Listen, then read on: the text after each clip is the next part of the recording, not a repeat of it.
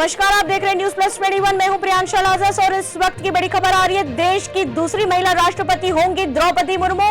जी हां, राष्ट्रपति चुनाव जीती द्रौपदी मुर्मू देश की दूसरी महिला राष्ट्रपति होंगी।